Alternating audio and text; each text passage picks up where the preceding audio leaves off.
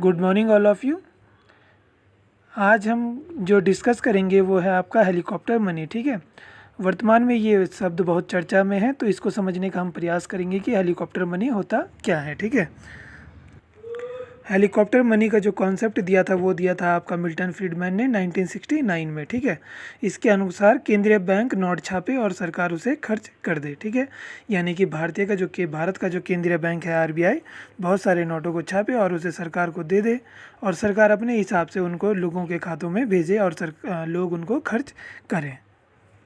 देखिए, ये इमेज के माध्यम से यहाँ पे दिखाया जा रहा है कि हेलीकॉप्टर बहुत सारे धन को नीचे गिरा रहा है। ठीक है, तो ऐसा तो बिल्कुल नहीं होगा जैसा इमेज में दिख रहा है। प्रोसेस वही है कि जो केंद्रीय बैंक होगा, जो देश इस पॉलिसी को अपनाता है, उस देश का केंद्रीय बैंक बहुत सारे धन को छापेगा और मुद्रा को छापने के बाद वह सरकार को दे देगा और सरकार अपने हिसाब से उसे डिस्ट्रीब्यूट करेगी। वर्तमान में जो ये कॉन्सेप्ट है, इसकी बात इसलिए की जा रही है क्योंकि आपको पता है कोरोना वायरस के कारण जो अर्थव्यवस्था है वह बहुत ज़्यादा बिगड़ चुकी है। ठीक है, तो जब से लॉकडाउन है तब से जो डिमांड एंड सप्लाई है वह पूर्ण रूप से असंतुलित हो चुकी है।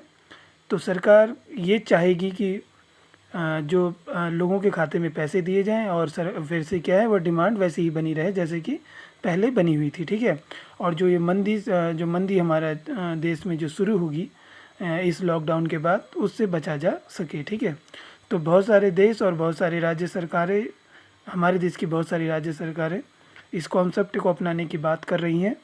तो अभी ये तो भविष्य में छिपा है कि इसको अपनाते हैं कि नहीं।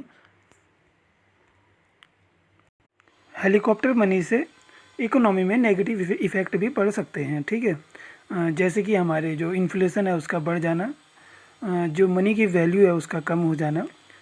और विगत वर्षों में ऐसा देखा गया है कि जिस कंट्री ने इस कॉन्सेप्ट को अपनाया है वहाँ पे जो इन्फ्लेशन रेट था वह बहुत हाई हो चुका था। ठीक है, यानी कि वहाँ पे महंगाई बहुत अधिक हो गई थी और जो मुद्रा की जो वैल्यू थी, यानी कि जो मनी वैल्यू थी, वह बहुत कम हो चुकी थी। ठीक है, तो और फिर उस वहाँ की सरकारों ने काफ़ी बड़े नोट को भी जारी करा है।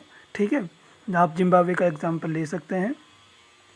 तो वहाँ पे इस कॉन्सेप्ट को अपनाया गया था, परंतु वहाँ पे जो मनी की वैल्यू है वह बहुत ज़्यादा गिर चुकी थी।